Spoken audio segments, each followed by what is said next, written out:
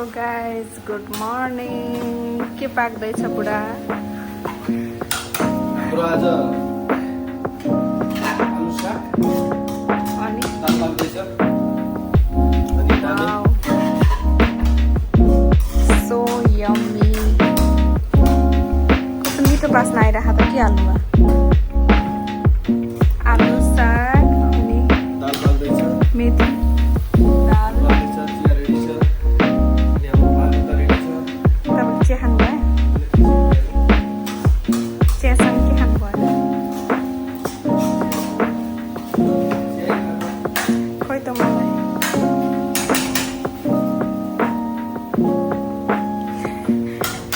ल हाम्रो त खाना पनि रेडी भइसकेछ तरकारी पनि रेडी भइसक्यो अब खाना मात्रै बाँकी आज फ्राइडे